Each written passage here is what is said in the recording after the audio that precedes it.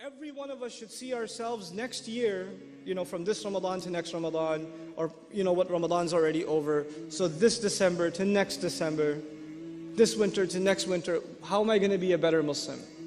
And I'd like to highlight 3 areas. So for those of you that are writing this down, just 3 areas where you want to be able to say to yourself in a tangible way, I'm better off. I've made some progress in 3 areas at least.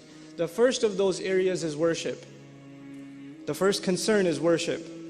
Has my Fajr improved? Am I making Isha and Fajr at least on time perfectly? The guys, am I waking up for Fajr and making it to the masjid? Make it a goal.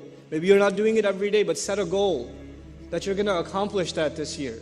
More and more and more, you're going to be able to get it. And I'm going to go to sleep earlier. Oh my God, youth, you can't accomplish anything in life if you don't go to sleep early.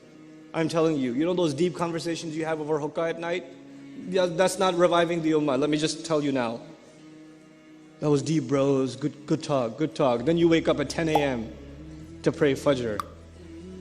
The ummah sure gonna revive through that. There's some deep discussions last night. Go to sleep on time. Wake up early. Get your Fajr right. Get your Qur'an in the morning. Inna Qur'an al-Fajri kana mashhudan. Get your Qur'an in order. We talk about changing the world. We can't even change our day yet.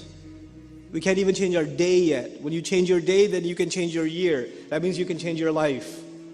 My mornings have to become more productive in terms of worship. In terms of worship. Part of worship I would include, especially those of you that are people of vision, your vision will come, your inspiration will come with the Qur'an. And the Qur'an has to be in your heart. You have to have a project of memorizing as much Qur'an as you can.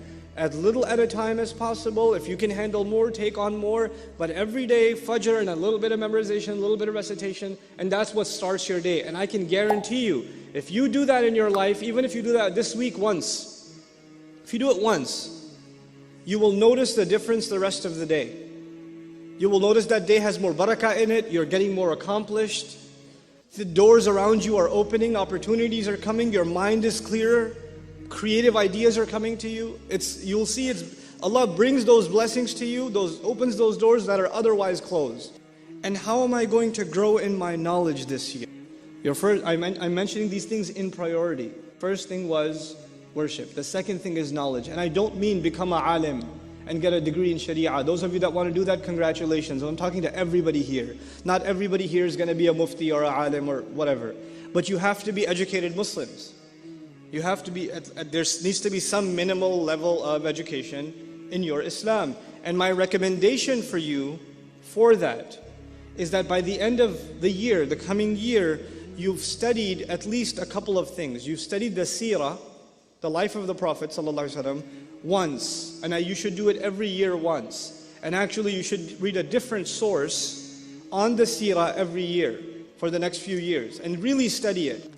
At the same time, you have to make substantial gains. In that same year, you have to make substantial gains in your Qur'an. I'm still in the area of knowledge.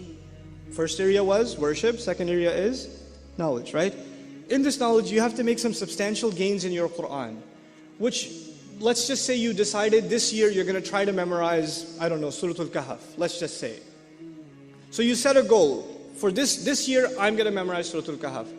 That means I'm going to memorize it, I'm going to study its tafsir, I'm going to read it in translation, I'm going to try to understand every word in its vocabulary. If there's a lecture series on Surah Al-Kahf, if there's a tafsir available on Surah Al-Kahf, if there's an article and paper on Surah Al-Kahf, I'm going to take it and I'm going to consume it. Now Allah says, now the human being will be informed. What did he make a priority out of? And what did he put on the back burner? That's the translation I'll prefer here.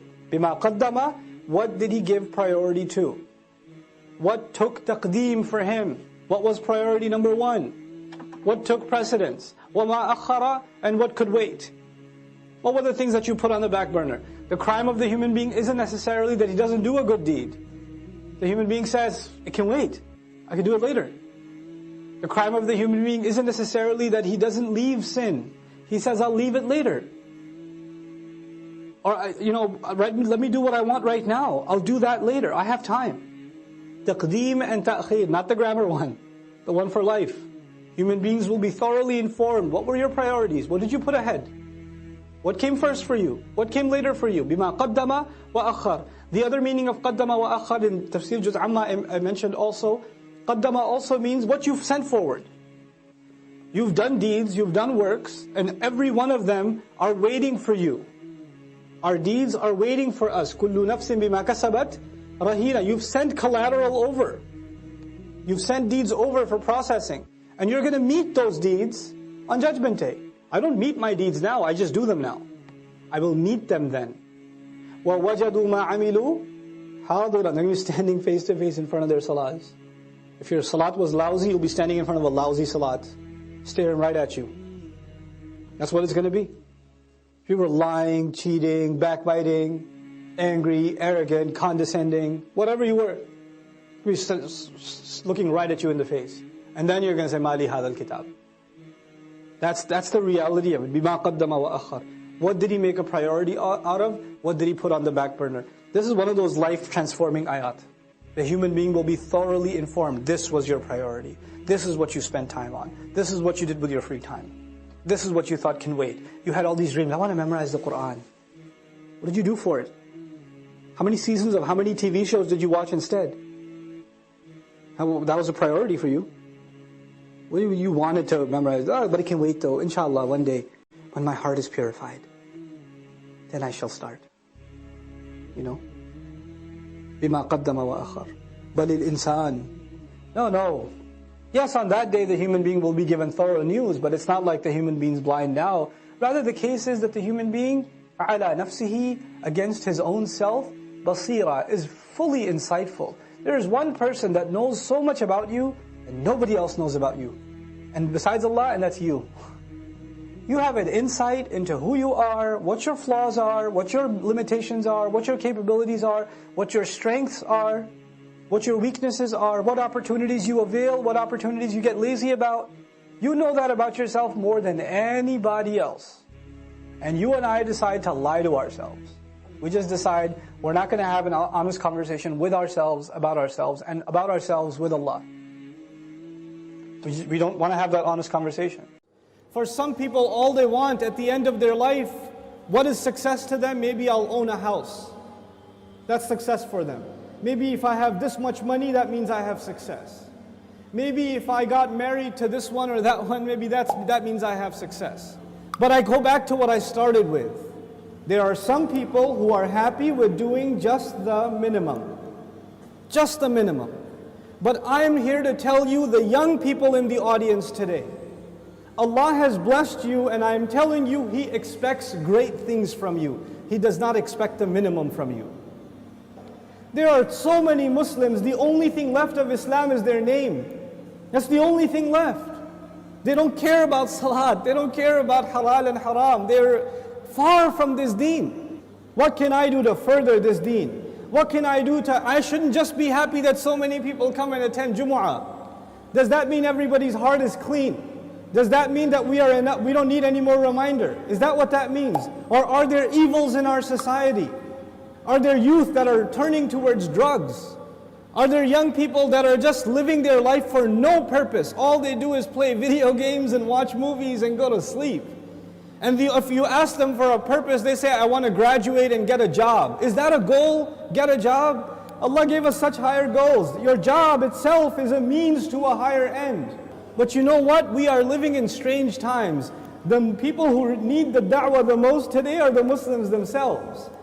But even if you get a good job, but you don't do your job. You got the job, but you show up late every day. You got the job, but you don't finish any projects. You're sitting there at the desk wasting your time. You're going to lose that job. Somebody else will come and do it for you. You will not keep that job even if you qualified. Qualifications are not enough. You have to do the work. Allah Azza wa Jal is giving all of us, He's already qualified us. We are people of La ilaha illallah. We are already qualified. But that doesn't mean we're doing the work. If we don't do the work, if we don't concern ourselves, if we don't care, then you know what's going to happen. إِن تَتَوَلَّوْا يَسْتَبْدِلْ قَوْمًا غَيْرَكُمْ ثُمَّ لَا يَكُونُوا أَمْثَالَكُمْ. You turn away and Allah will replace you with a nation other than yourselves, and they will not be like you. They will not be lazy like you. And those are when young Muslim people have real iman, when young Muslims have real strength in their belief, then they have the power to change the world. They have the power to make the world a better place. But when young Muslim people don't have real iman, they don't have real conviction, then they are a waste of space. They are a waste of society, a waste of a generation. The only thing in their life, the most important thing in their life is when is the next movie coming out. The most important thing is when is the next iPhone coming out. The next most important thing is, man, I wish I had that car. That's it. Your life doesn't go any further than that. My teacher used to say that Islam is similar to climbing a mountain. You know, when you're climbing a mountain, you throw a hook and you climb. If you throw a hook not very high, then you will only reach that much. You can't reach any further. If your goal is money, if your goal is a six-pack, if your goal is a car, if your goal is a promotion, if your goal is entertainment, if your goal is girls, whatever your goal is, then you're only going to get that. You won't get anything else. But if your goal is something higher, to serve something more than yourself, you don't live a selfish life. You want to live for the sake of Allah and for the benefit of others. That's how you want to live. Then you will benefit yourself definitely, but you will be honored in the eyes of Allah because you set your goal much higher. Our deen in this beautiful ayah, Allah Azza wa Jal describes it, قُلْ هَذِهِ سَبِيلِي. This is my path. A sabil is a path. And you know what? Allah did not say in this ayah, قُلْ هَذَا دِينِي. This is my deen. Tell them this is my religion. This is my Islam. This is my truth. This is my book. He didn't describe it with any other language except this is my path.